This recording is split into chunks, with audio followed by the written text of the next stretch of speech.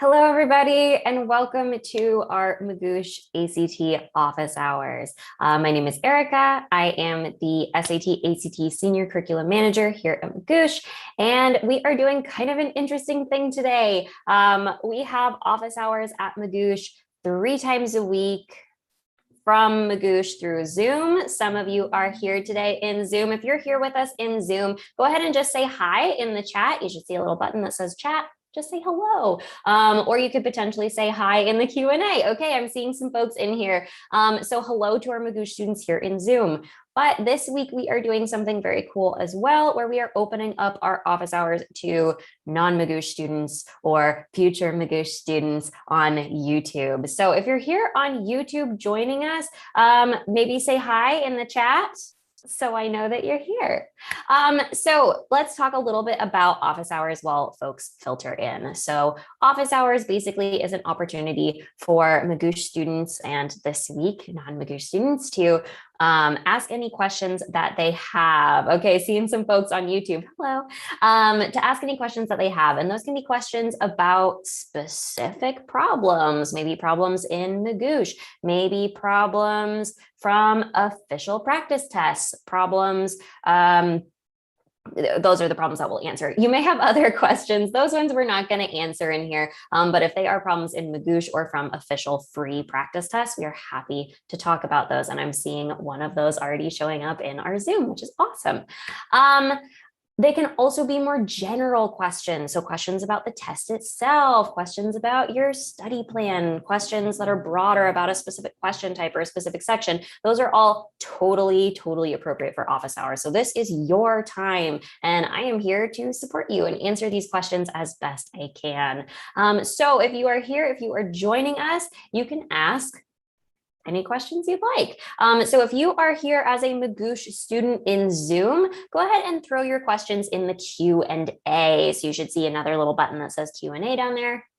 You can throw your questions in there. And I'm seeing a question coming in on Zoom. Can we ask questions on math topics? Absolutely, 100%. So that's totally great for this. If you are here with us on YouTube, you can ask us questions in the YouTube chat, and our moderator Hien is going to just pop those into the Q&A over here so that I can answer those as we go.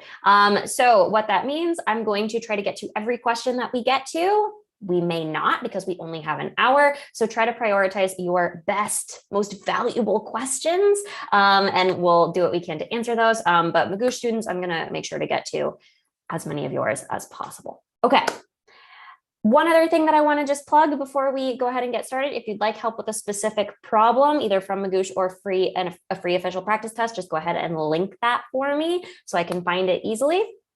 And then the last thing, if you are here with us on YouTube, you're a non-Magoosh student, we have a coupon code for 20% off any ACT or SAT plan. That's office hours 20. If you sign up for ACT, you will get access to these office hours 3 times a week.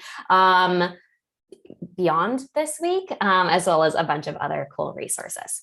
With that said, let's go ahead and jump in, because I am seeing some great stuff in the chat.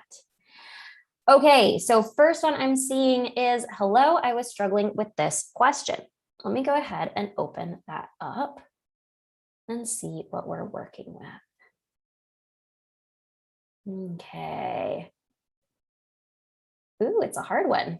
Excellent. Okay, let me go ahead and just minimize my little screen share over here. Okay, and then I'm going to bring over this question. Oops, I can hear myself. I would like to not hear myself. Okay, so hopefully everybody can see that. Text is a little bit funny, but we'll go ahead and give it a shot. So I'm seeing that this is an English question. Excellent. It is ranked very hard. That's a tough one.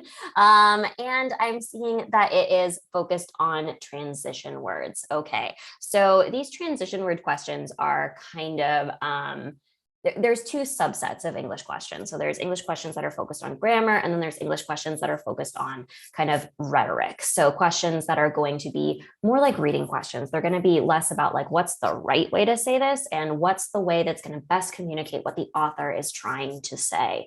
And that's what we got going over here. So these are a little bit harder.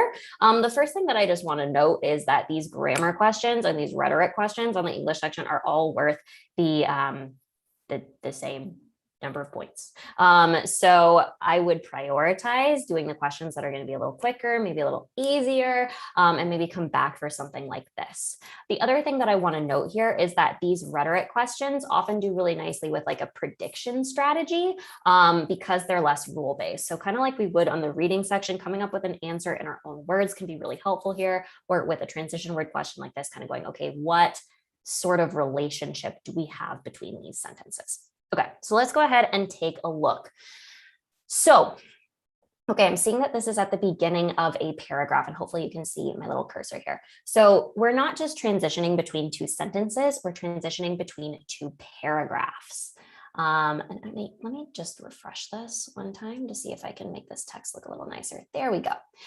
So I'm transitioning between these two paragraphs. So that probably means that I'd love to understand the relationship between these two paragraphs and be able to kind of summarize what each of these paragraphs is about. So reading this sentence, so it goes, okay, blank, a brief overview of the growth of the nuclear criticality safety field should be reviewed. Okay, so I'm going, I have no idea what that means. That's okay. I'm going to maybe back up a little bit, because had I been doing this problem, I would have a little bit more context for what's going on. So if I just kind of start with the first paragraph, just to kind of get a feel for what's going on here, we see it's called nuclear criticality. All nuclear engineers and nuclear reactor operators become intimately acquainted with each of the three individual words in the term nuclear criticality safety during their training. Most are not aware of the meaning of the overall term. Okay, I'm going to skip to the last sentence. Each facility is different, but the core structure of successful programs is always the same. Okay, so we've got this program on nuclear safety, and I'm guessing at this point that we're going to kind of walk through what that program is in these remaining paragraphs. So let's see. So this is where I'm going to really start to pay attention, because I'm looking at the transition between this paragraph right here and the next one. So I go, instruction in nuclear criticality safety should start, the time word, okay, just highlighting that, should start by exploring the fundamental concepts of nuclear energy production. Okay, so we're going, here's where we start. Okay, blah, blah, blah. I'm going to maybe scoot to the last sentence. Nuclear criticality safety programs are dedicated to both the prevention of uncontrolled nuclear chain reactions. Okay, I don't know what any of that means. That's fine. So we're talking about where we start. This next paragraph goes, something, a brief overview of the growth of nuclear criticality safety field should be reviewed. Okay, so then we're going, okay, this is something that should be done. So maybe this is a step that maybe we should take. So that would make sense. We're talking about this overall program. So maybe we're saying we start here and then we do this.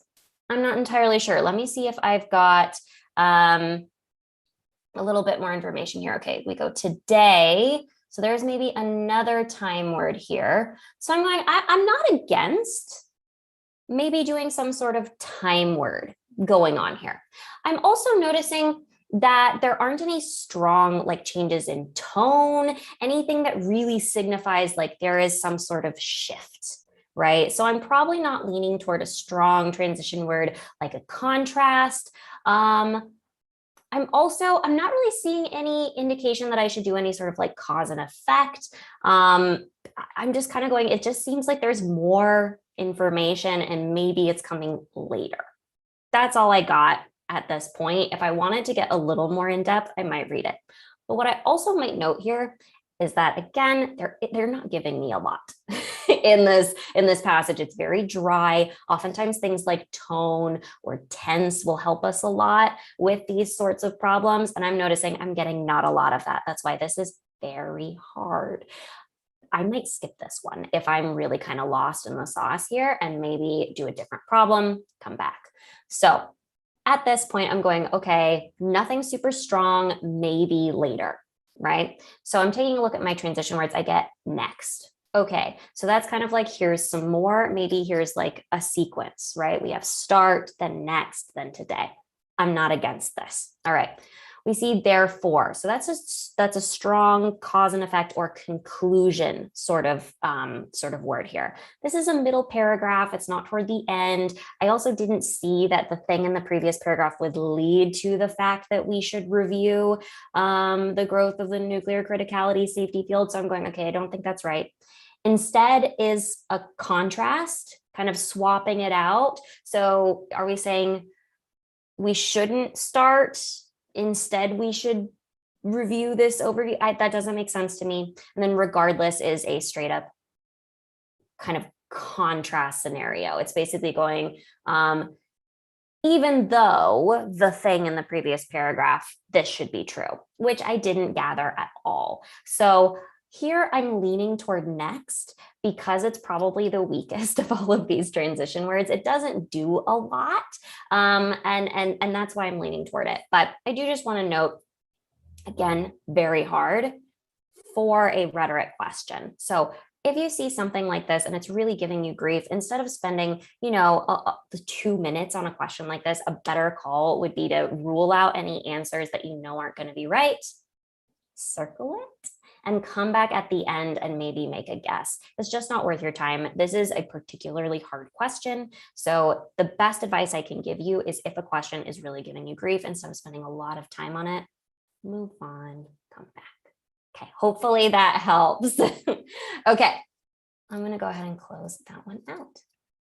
Okay, so I'm just noting in Zoom. Solved. Okay. What else have we got in here? Okay, I'm seeing also in the Q&A, do you have any general strategies for avoiding silly mistakes? Thanks. Yeah, I do have some strategies for avoiding silly mistakes. So a couple of strategies. So let's talk first your study, and then let's talk what you can do on the actual test. So the first thing I would note is that in your study, one of the best ways to avoid silly mistakes is to do an error log or do some sort of review of your mistakes. Because the thing about silly mistakes is that we often make the same ones over and over and over again. And I see a lot of people in their study just do a lot of problems and they go, great, I did a lot of problems, I'm awesome. And they don't review them. But the thing is, you get the most learning out of problems that you review. So one of the best things that you can do to avoid silly mistakes that you've already made is to make sure that you really dig in deep for each question that you miss. So go, what did I do wrong? Why did I do it? And how can I recognize and fix it for next time? I think a lot of people, when they make silly mistakes, they go, that was silly, I won't do that again. But they don't really explore why they made that silly mistake, right? What was it that caused me to do that? What was the flaw in my process? And by really spending a lot of time, even though it's silly, with that mistake, we can analyze kind of the root cause of what caused it. And then we can go, okay, so let me change my process so that I don't make that same mistake again. So that's one thing that I really, really advise for your study is when you make a silly mistake, don't blow it off, really explore it. Why did that happen? How can I avoid it next time? Okay. When you are doing problems or practice tests or your real test, how can you avoid silly mistakes? A couple of things can be really, really helpful. Make sure you're answering the right question. That's a really, really important thing to do, especially in the math section on what else? On the science section, especially things that are targeted toward diagrams. Also on like English rhetoric. So kind of making sure, one, that you read the question before you start solving, but two, before you answer, that you go back and you go, did I answer the right question here? Did I answer for drug combination A, or oops, did I accidentally answer for drug combination B? Whoops, that's a classic one for science. Did I answer for day 7 or did I answer for day 14? Whoops. For math, did I solve for X or did I solve for Y? Whoops. Did I solve for the diameter or did I solve for the radius? Whoops. Those sorts of things. Did I solve for the answer that best introduces this paragraph, like the question stem asked me to, or did I just solve for the one that I liked best? Whoops. Okay. So a really classic mistake is not answering the right question. Be sure to answer the correct question. A couple other things that can help, depending on the section, things like a prediction process is going to be really, really useful. There are mind game answer choices in the reading section on rhetoric style English questions and on the more text-based science questions where they're going to try to confuse you with the wrong answers. They're going to put in things that are meant to mess with your head. Come up with your own answer first, kind of like we just did on that transition problem, and that can help guide you through those answer choices and prevent them from messing with your brain. So that would be my big suggestion: predict when it's appropriate. And then for all other questions, make sure you actually read the question and then come back to it to make sure that you're doing it right. Another quick tip is if you've got a long question, like a longer math question, like a word problem or a science question where it's like, okay, so you're looking at this graph on this axis, on this line at this point, blah, blah, blah, that you're just going one little piece at a time. Trying to process way too much information at once is a really good way to forget about something or to mix something up. So just go, okay, I want this graph. I want this axis. I want this line. I want this point, and like literally put your finger on it, and that can help. With a word problem, go up to like the first piece of punctuation, so like the first comma. Okay, what does that mean? Okay, go up to the first period. Okay, what does that mean? Maybe I should draw a little table. Okay, read the next sentence. What does that mean? And process as you go, and that can again keep you from getting lost, keep you from forgetting those little details. So those are my big strategies in your study. Make sure to focus on the little mistakes and try to figure them out before you get to your test day. And then on test day or when you are doing problems, make sure you're solving for the right thing is probably the biggest one. Predict when appropriate. And then when you've got complicated questions, make sure you're taking it piece by piece. Hopefully that answers your questions. If anyone has any follow-ups, feel free to throw those in the chat or in the Q&A. Happy to follow up with those. Okay. Noting that that is answered. Okay. What else have we got? Okay, we got one from YouTube. What are the main things I should focus on studying for the ACT? Great question. So first, I'm going to give you an answer that you probably don't want to hear, which is it should be personal. Take a practice test, a full length, ideally official practice test, and go, what are my weakest sections? Okay, then focus on those sections that are weakest. I recommend practicing a little bit of everything, but spend most of your time with the sections where you're the least strong. And that's going to deserve more of your time. Part 2, if there are specific question types that you're struggling with, so you're going like, wow, I am absolutely nailing it on geometry, but I am maybe not nailing it on percents questions. You're probably going to want to spend more time on percents questions. Or you're going, wow, I am absolutely rock solid on all of my grammar rules, except for punctuation. Spend some time with punctuation. You're going, okay, I'm rock solid on all of my grammar rules, but maybe not the rhetoric. Spend time with the rhetoric.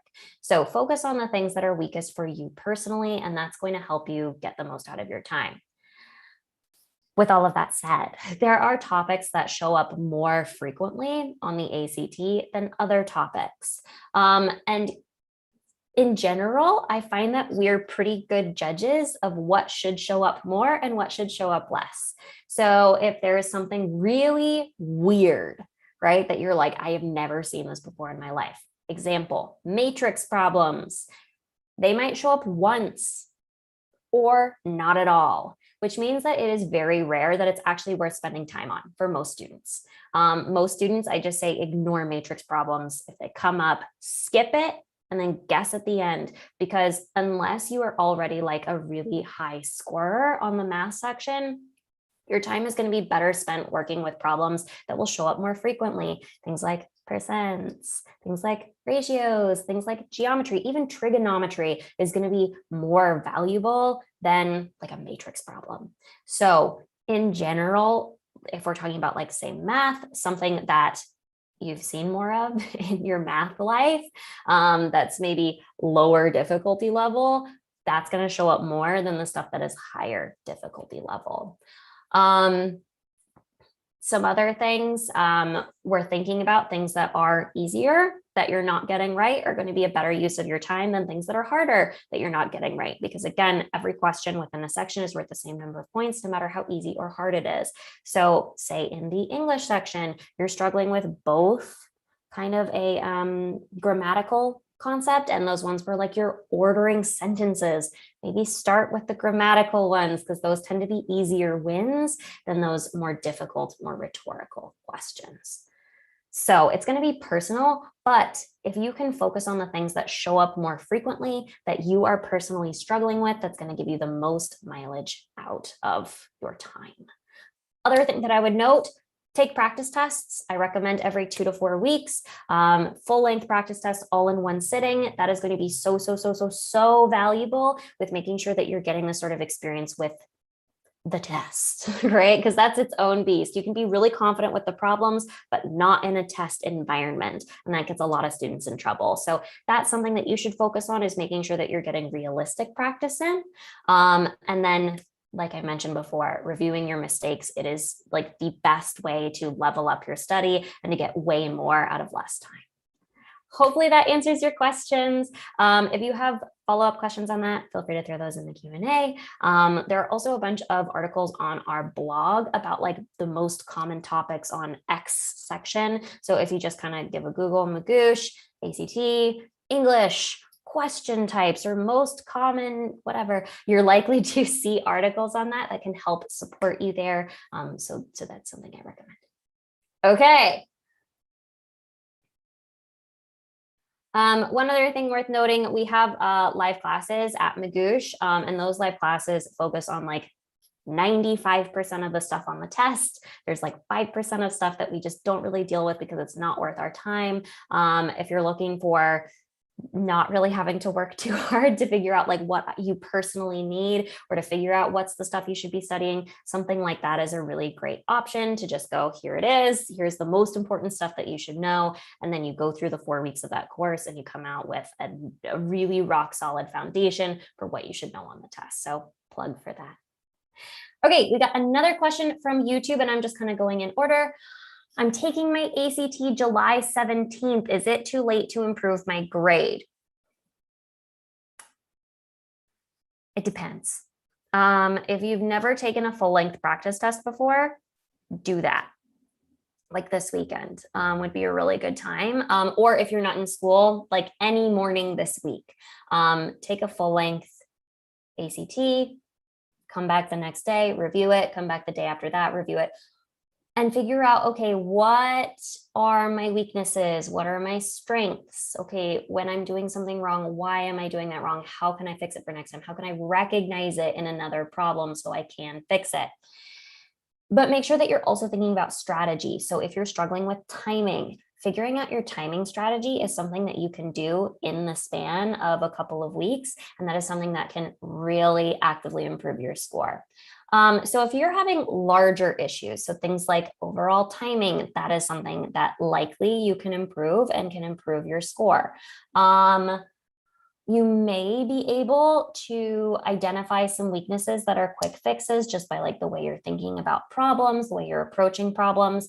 But in terms of like learning content, probably not a lot of that's going to happen before your test. You might be able to get away with a little bit this week, maybe focusing on things that you're weaker in, things like grammar rules, you can often learn pretty quick. Some math concepts might go a little faster. And again, strategy stuff, like stuff in science, like how do we approach diagrams? How do I approach questions? How do I approach the passage in reading? It can be hard to build up a habit this quickly, but it can be easy to figure out the process you want to take. In terms of like really getting absolutely rock solid on some concepts that you don't know, that's likely not going to happen. So Can you improve your score? Likely, especially if you're newer to this test. If you've already been studying for a bit, you don't have a whole ton of time to make like significant improvements on the things you wouldn't have already seen improvements on. And I wouldn't expect, no matter where you're at in your study, to be seeing like improvements of like beyond a point, maybe two. That it would be a reach to see a bigger improvement than that, just because our brains need time to be able to build connections to solidify things. So sorry if that's not the answer you want to hear. There's absolutely no shame in retaking.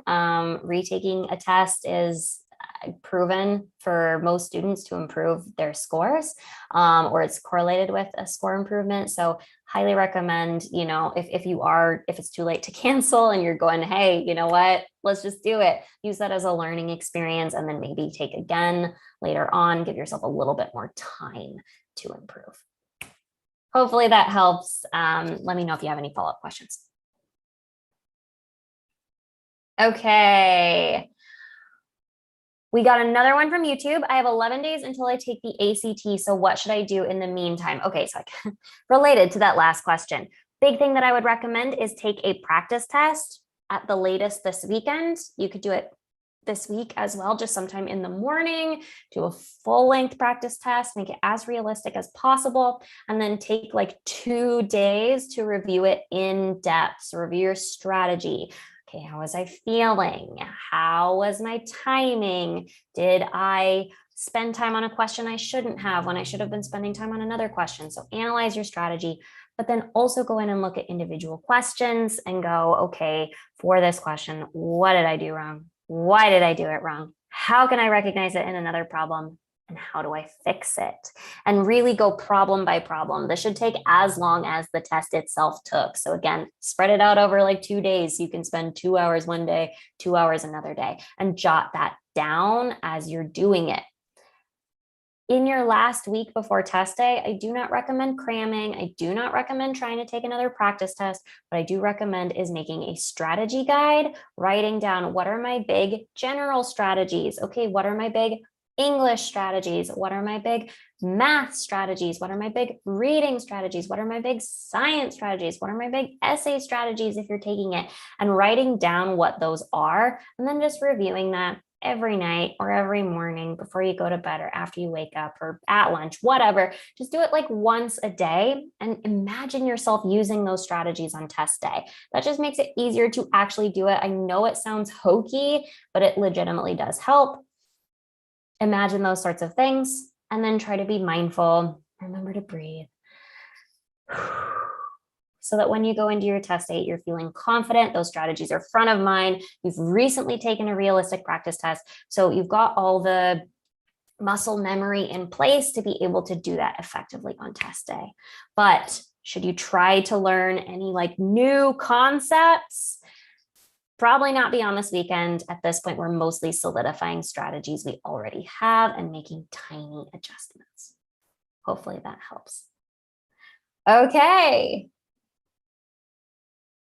All right, we got one in Zoom. Can I please give a summary of reflections in the X and Y plane?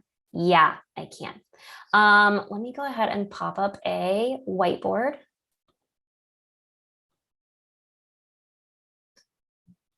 And then if you want to share a problem for an example of that, I'd be happy to help with an example problem. But the big idea with reflections is that when we have a graph, so let me see, can I do a straight line? I can. So here's a line, here's a line, there's our XY plane. And let's just say I've got, let's just draw it. This might not be good. Let's say I've got like a parabola right here. Okay, so there's my parabola.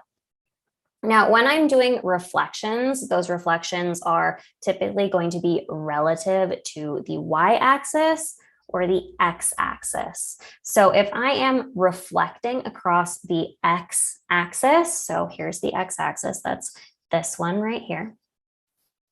we can almost think of it like we're just going whoop and just kind of flipping it over that x-axis. So picture like a flip book or like something on a spiral bound notebook, how if we like took a spiral bound notebook and turned it like this and just went boop, boop, boop, boop, boop, boop. That's what we're gonna do. So here we would go, okay, reflecting across the x-axis. If I took that parabola and just flipped it over the x-axis, I would get something. Let me see if I can change my color. I can. I would get something that looks like that. So if this point was, say, at, let's say this was at 4, 1. So it was 4 across and 1 up. The x value or the x coordinate here would be exactly the same because, again, I'm just flipping it over the x-axis. That means the y values change. The x values will stay exactly the same. So this will still be at 4. But the y value will be flipped. So instead of being at 1, it will be at negative. Cool. Now, if we are flipping or reflecting across the y-axis, it's basically like the same but opposite. So let's do this one in, let's say, green. Okay, so this is the y-axis. So if I'm reflecting that top graph across the y-axis, all right, that means that the y values are going to stay the same, but the x values will be reflected. So here I would get something like boop, boop, boop, boop, boop. It's not perfect. So again, maybe this vertex. So the y value is the same, so it's still at 1, but the x value is reflected, so it should be at negative 4. And then if I were to reflect across both the y-axis and the x-axis, I would recommend doing it just in 2 stages. So that means that and I could do it either down and then left, or I could go left and then down, whatever. That means it's been reflected in 2 ways. That means that my x value will be flipped. So it'll be negative now, and my y value will be flipped, so it'll be negative now. So that vertex would be negative 4, negative 1. My big suggestion here is to draw it out, maybe do some weird hand movements while you're doing it. It can really, really help to visualize it. I do not recommend trying to do these problems without like drawing it somewhere. That can just really, really help with making sure that your answer is logical. Because for instance, if they asked you to reflect across the y-axis, so you would get this one right here. One of the trap answers would be reflecting across the x-axis. So just drawing it will help you figure out, is this actually logical? Does that actually make sense?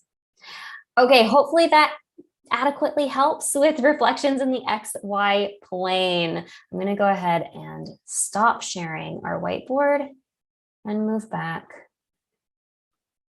over here. There we go. Okay. Answer. Okay. Another question. My ACT is July 17th. Do I have some recommendations for you to spend this last week, both ACT related and not ACT related? We actually had a very similar question to this just a second ago. So hopefully that answered your question. If you have like a more specific follow-up, feel free to throw that in the Q&A. But big thing, take a practice test, review that practice test, make a study guide based on that practice test and based on your other study. Review that study guide every day. Maybe do a little bit of practice, like 30 minutes to an hour a day, but don't cram. You're mostly solidifying stuff you already know at this point. That last practice test is a really big deal, so make it realistic. And then not ACT related, try to take it relatively easy, especially like the day before and like after that last practice test and that review. Again, try not to cram. So do things that you enjoy. Having a good sleep schedule, getting to sleep at a normal time will help to do that the night before your test. The day before, I really recommend like planning your outfit in advance, planning your snacks in advance, making sure you've got an alarm set, making sure all your stuff is packed, just so that you don't have to think the morning of the test. One other thing I would recommend morning of the test is just to read something somewhat academic before you go in that just wakes your brain up and make sure that when you start your test, you're actually alert and can hit the ground running instead of still having to kind of boot up while you're taking the test. That can get a lot of people in a lot of trouble. So hopefully that answers your question. If you have more specific ones, go ahead and throw those in the Q&A or in the chat if you're on YouTube. Okay. Another question from a Magoosh student. Any tips for last minute prep for the writing test? So for the essay, yeah, great question. A couple of pieces of advice. If you have not done one before, like if you have not taken a sample essay timed, I recommend doing it. Other big piece of advice, if you've done any of the lessons in Magoosh on the writing test, on the essay, you know that you can template it. You can come in with a design for that essay. So you can know what your sentence structure for your intro paragraph is going to be. You can know what your paragraph structure is going to be. You can know what transition words you're likely going to want to use where. You can know how you want to approach your breakdown in each paragraph. You can have all of that coming into the essay. If you don't have that laid out already, I recommend doing that and then trying an essay with that plan. Similarly, I recommend having a plan for your time, just deciding how much time you're going to take with outlining, with planning, how much time you're going to take with writing, and how much time you're going to take with any sort of review. I recommend keeping the review short, like 1 to 2 minutes max, spending maybe like 5 to 10 on that initial outline and planning and the rest writing. If you are going, I am not familiar with the idea of a template for the ACT writing section. That's something that you can find in our writing lessons in your Magoosh account if you're a Magoosh student. If you're not a Magoosh student, that's something that we have on our blog. So if you Google Magoosh ACT essay or Magoosh ACT writing, and then just the word template, that'll take you to a really good article that I've liked for a really long time. Even before I worked at Magoosh, it was something that I shared with my students because it does a really good job breaking down how to approach this essay. Practice it once, maybe twice, and then you should be gold for your test day. Another thing that can be helpful, there are some example essays on the ACT website. So just looking at those can help just give you a feel for like, okay, what does a good essay look like? What should I do here? Based on what other essays have seen good scores in the past, that can just help kind of ground you in understanding that essay. There are also some examples in that Magoosh article that I mentioned. But the biggest thing that I would say is that the essay is the least important part of the ACT. The SAT has recently gotten rid of their essay, so essays' value in the admissions process is probably going to drop even further. It was already the least important part, and it's probably just going to drop and drop and drop in priority for admissions committees. So don't really think too much about it. You want to get like an average score. You want to get like a passing score on the essay. Getting a perfect score is not worth it. And even if you're not doing, you're not maybe totally meeting that bar on the essay, it's still probably going to be a higher priority to focus on the other sections because those just matter more to the admissions process. So big thing, make sure you're comfortable with how it's going to be graded, know your template, practice it like once, and then spend the rest of your time on the rest of the exam because it's more important. Hopefully that helps. Again, really recommend checking out those lessons in Magoosh or that article on our blog. So just Google ACT, Magoosh, writing, template, and you should find it. Hopefully that helps. Let me know if you have any follow-up questions. Oh, awesome question from one of our folks in Zoom. Can you share what outside knowledge we should be familiar with for science? Great question. I'm going to answer your question probably in the way that you don't want first, and then I'm going to give you an actual answer. The first thing that I'm going to say is that there are not a lot of basic science questions on the science section. So for a little bit of context for everybody who doesn't know what I'm talking about, most of the questions on the science section are like reading questions, in that all of the information we need is provided in the passage, in the diagrams, that's all there. And then every so often they'll sprinkle in a question that has very little bearing on the passage itself, that brings in some knowledge that is not included. That is something that maybe we know from our high school science classes, or we don't. My biggest suggestion is that these are not super common, and they're worth the same number of points as the sorts of questions where the information is included. And these questions can deal with pretty much anything that is taught in high school science. So it could be chemistry, it could be biology, it could be physics. It's usually going to be kind of not the harder stuff there, but kind of like the first thing you would learn in any unit. Like that's the sort of thing that they would talk about. That said, there's a lot of different things that could be covered. So my big suggestion with outside knowledge for science is don't think about it. Do not incorporate it into your study because it's not worth the time. Again, unless you're getting every other question right on the science section. If you're getting other questions wrong on the science section, focus on those because they show up more frequently, because those are processes that once you get it in place, work for all of those questions. Again, memorizing a science fact takes the same amount of energy and it is way less likely to get you any value because is that fact going to show up on the test? Absolutely no idea. Cannot promise that. So big suggestion with outside knowledge for science, don't think about it. It's like vocab where it's like, okay, yeah, you could end up with this random word on your test day and it'd be great if you knew what it was, but there are a lot of random words out there and the chance that you're going to study the ones that show up on the test is very, very low. So it's not really worth your time for this test. So big suggestion for ACT, don't study like the random knowledge stuff like vocab, like science knowledge, unless you're already like a top tier scorer and those are the only things you're missing.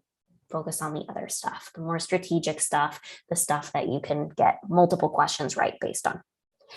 With that said, the sorts of stuff that you can expect to see, like I mentioned earlier, are things that you'll see in high school science classes, usually like the most important stuff from any unit. So for instance, like if we're talking about the cell, it's probably going to be about like your key organelles. Like maybe it'll talk about like the nucleus, right?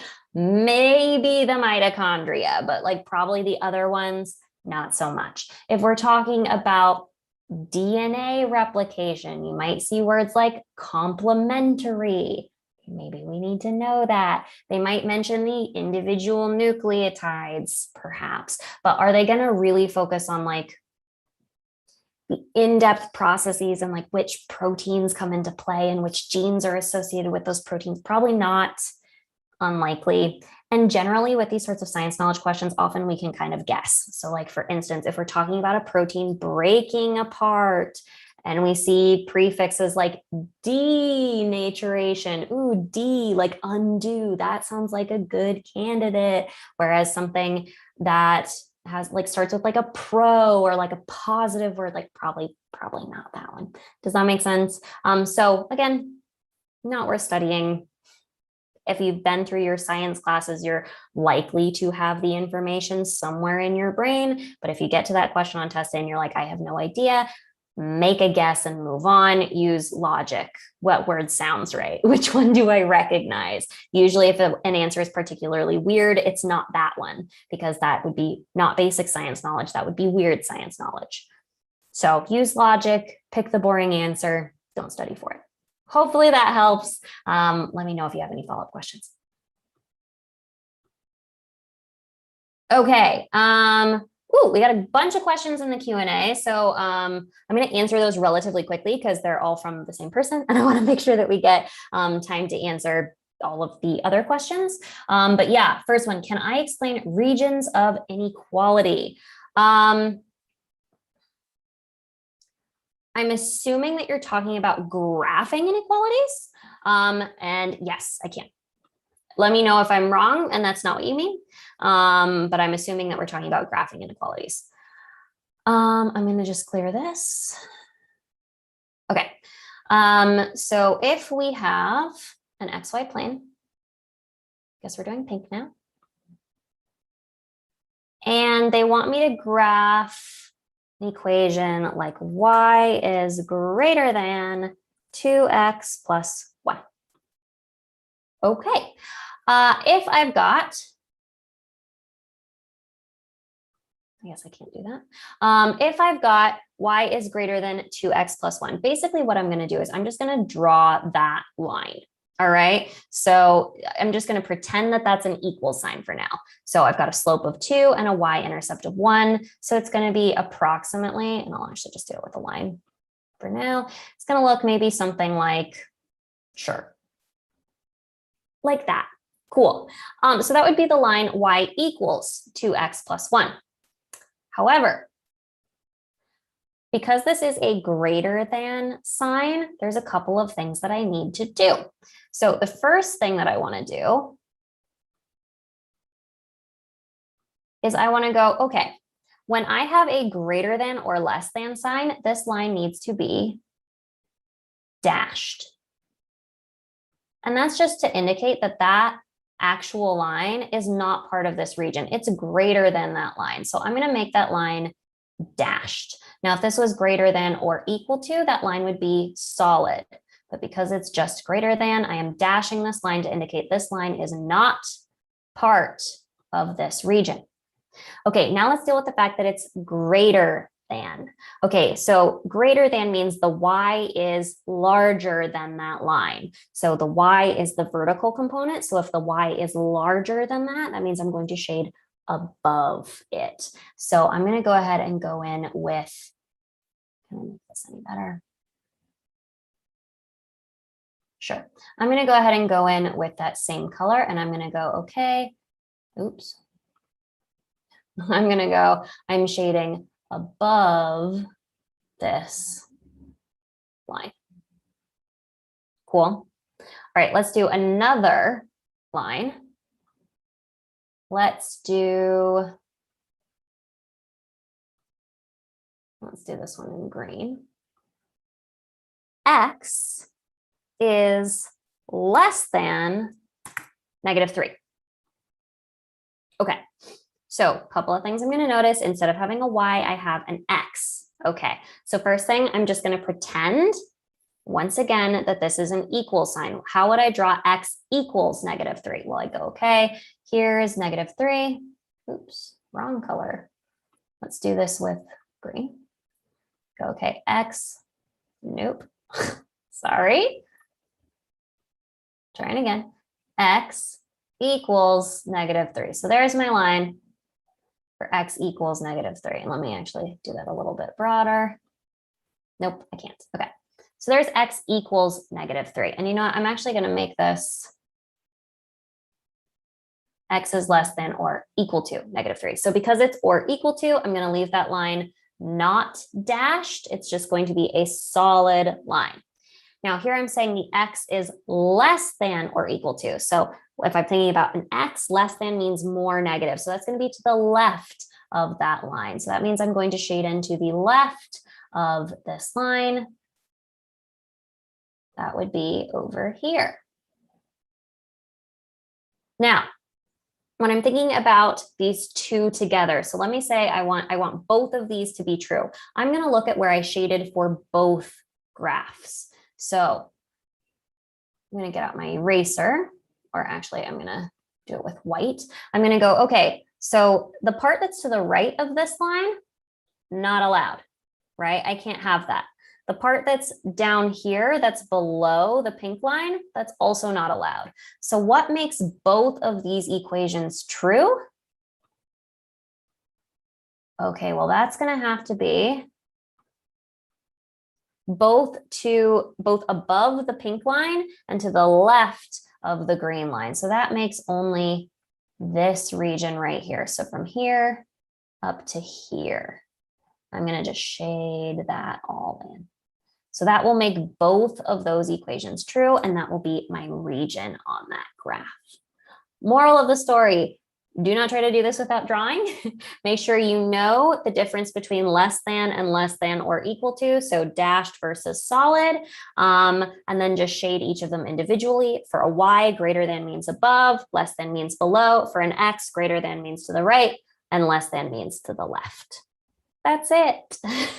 And then for a system, both have to be true. Okay, hopefully that helps. All right, going on back to our slideshow. Okay.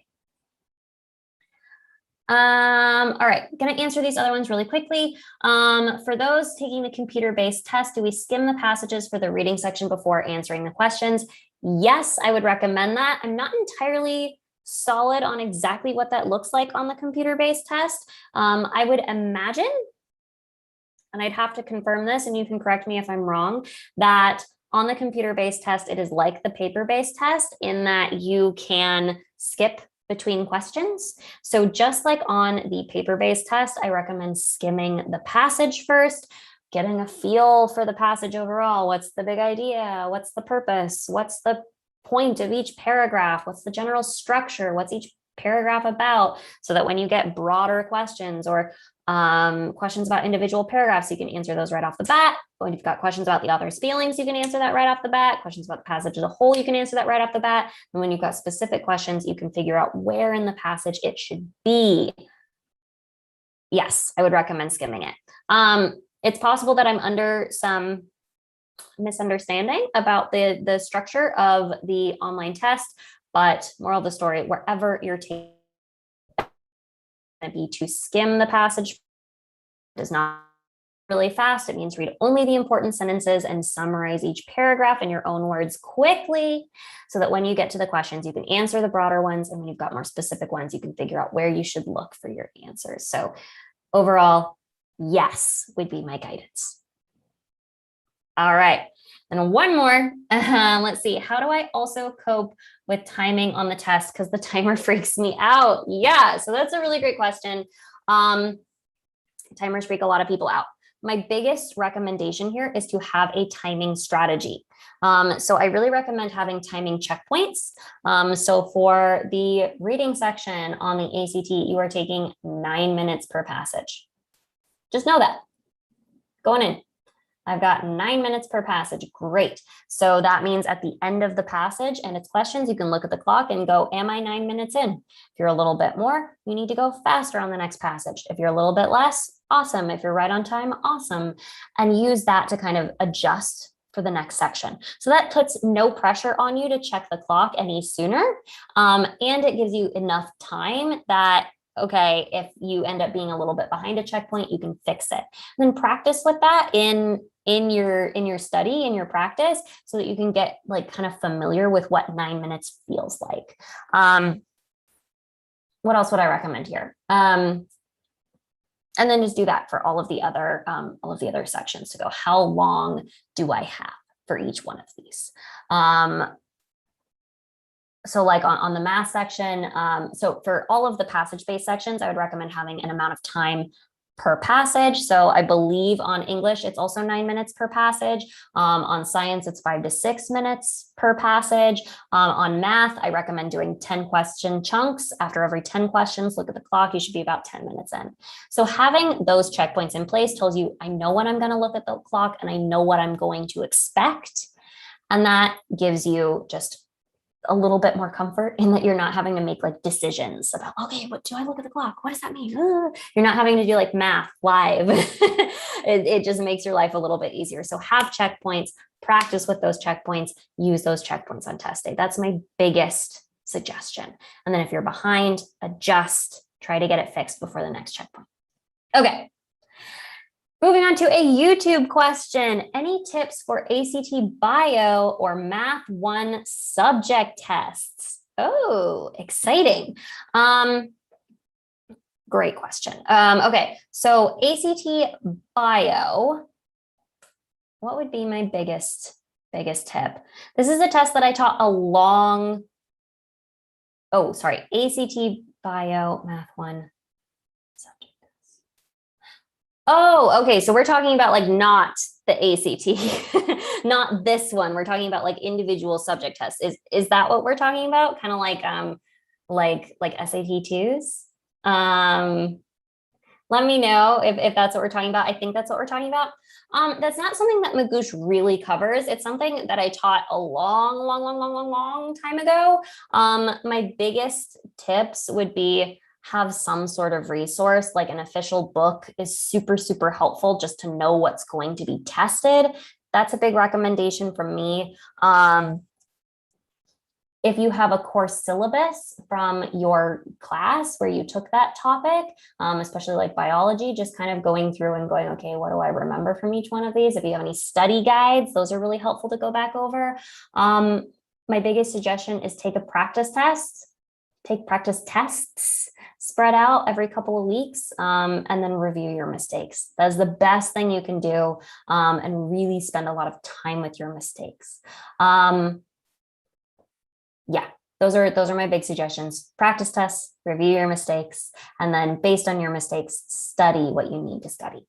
Hopefully that helps. Not really something that we cover at Magoosh too much, those subject tests, but that's my biggest piece of advice. I'd also recommend Googling because there are test prep companies that do focus on those things a little bit more, and you can probably find more answers there.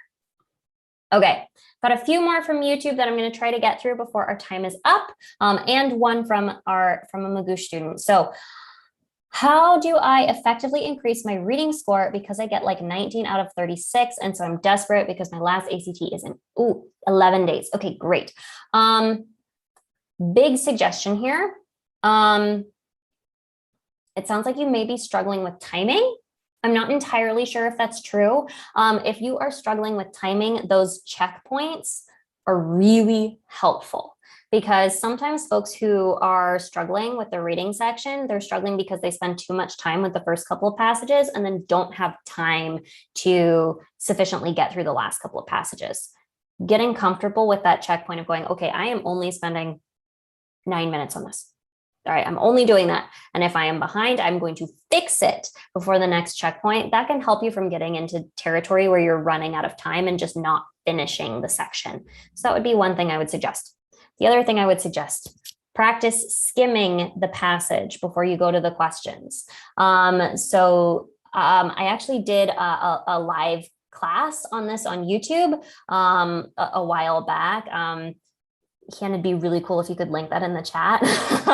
But if we can't, that's something that you can find on our YouTube channel. I did a free ACT live class where I talk about the strategy of skimming a reading passage on the ACT. I would recommend watching that. Skimming is a really incredible strategy for getting through the section more efficiently, but making sure you get what you need to out of the passage so that you're setting yourself up for success on the questions. The other thing that I would recommend is your question strategy. Predict. Come up with an answer in your own words before you look at the answer choices. It doesn't have to be a perfect answer, but just an answer, right? An idea for that question. And what that'll do for you is that when you look at the answers, which are full of traps, the test maker writes those answer choices to trick you. You go, I know what my answer looks like. I know what I'm looking for in these answer choices. And you can get through them so much faster and the traps in them are less tricky because you're going, that's not what I'm looking for. That is one of my biggest suggestions. Come up with your own answer, even if it's not perfect, before you look at the answer choices. I've got a video on that on our YouTube channel. It's something like ACT, SAT reading process of elimination or SAT, ACT reading tip. It's one of our more recent videos. It's got my face on it. So I recommend checking that out. Those are my two big things. Skim and summarize. And then predict an answer for each of the questions. If you practice that over the next week and a half or 11 days before your test, you're probably not going to have an amazing habit built by test day, but you'll have the start of it and you'll be practiced enough that if you really focus during your test day on making sure that you do it, those can really, really, really help you and can come through on test day. I find those are game-changing for a lot of students. So give those a go. And then remember, you can skip questions. If something is taking too long, just skip it and come back. Prioritize the questions that are actually going to get you points. Okay. Couple more questions. One from Magoosh. Do I have quick tips for coping with test stress this week for my test next week? Absolutely. Yeah. So the last week before your test is a stressful time. I totally get it. My biggest thing is envision yourself, imagine using those strategies on test day. So this is the technique of positive visualization. I don't mean like, imagine getting into your dream school. Imagine driving a fancy car after getting an amazing job. That's not it. Imagine using your strategies on test day. So going, okay, I'm picturing, I look at the clock and I'm a little behind time. So what do? I start skipping questions, and then I skip questions that I think are going to be hard and I would have missed them anyway. And then I get back on time and then I'm on track for the next checkpoint and I finish this section. Woo! Or, okay, I'm running into a word problem and it really scares me to look at, but I remember that I'm going to stop at punctuation. So I read a little bit, write it down, read a little bit, write it down, read it down. Okay. And then I understand the question that I'm able to solve, and I wouldn't have been able to solve if I didn't use my strategy. I'm picturing looking at a passage. Okay, I'm low on time and I don't like this topic, but I'm remembering it's all about relationships, not about the technical stuff. So I'm going, okay, scientist X has this theory and I don't know what the theory is, but I know that scientist Y doesn't like it. And then we have discovery Z, which actually supports scientist X theory. And now scientist A is bringing those theories together to make theory B. Okay. And then I can answer all those questions because the questions are focused on the relationships, not the topic. So envision yourself using those strategies. And that can just really take the edge off the stress because you're going, I've done all that I can to prepare. I'm ready. I know how to handle it. And because I've thought about this, when I get into my test day, it's going to be easier for me to execute on those things. The other things that I would recommend are just general mindfulness strategies, breathing, acknowledging the thoughts as they come into your head, just letting them pass by, not digging deep into them, and trying to do things that you enjoy throughout the week. Don't let it consume you. Do other things other than the test. Hopefully that helps. We've also got some articles on testing anxiety on our blog. I recommend checking those out. Okay, and then one more from YouTube before we wrap this up. If I really honed in on my weak areas, math or science, by how much do you think I'd be able to improve my score? Depends on how much time you have. If you've got a lot of time, a lot. You can improve your score as much as you'd like to if you have unlimited time. If we're talking about your test being in 11 days, I don't know. If your weakness is time management and you're able to hone in on that and fix your timing strategy in a week and a half, your score can improve dramatically depending on how bad your time management is right now. If your weakness is something like, wow, I just really do not remember anything about algebra. Okay, that's maybe not something we can fix in a week and a half. So it really does depend on your timeline and what those weaknesses are. But if you have a reasonable amount of time and you're really focused on those weaknesses, you can improve your score dramatically. But no matter how much time you have, try to make it personal, customize it to yourself, prioritize the things that are going to show up more and that are weaker for you personally. And that's it. Okay, thank you so much, everybody, for being here. Let me just kind of wrap this sucker up. So if you are a Magoosh student, again, you can check that office hours page from that little banner in your Magoosh account to see when we're going to be live later this week and in future weeks. And come join us again if you have additional questions. If you are here in YouTube, you can join us later this week because we've got a couple more planned as well. So we've got one tomorrow and we've got one on Friday. You can check our channel to see when those are. We'll be back to answer more questions. So if you had questions that didn't get answered today, or you come up with other questions in the meantime, feel free to wait for that event. I forget exactly what you do in YouTube, but sign up for it and you can come by and we'll try to answer your questions then.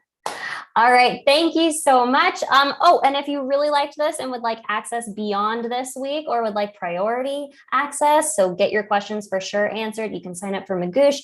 Again, using this code. Anybody who has a Magoosh account can be part of these office hours this week in our Zoom, as well as in future weeks. Again, thanks so much for being here. And I'm going to go ahead and sign us out. All right. See you later. Maybe see some of you on Wednesday.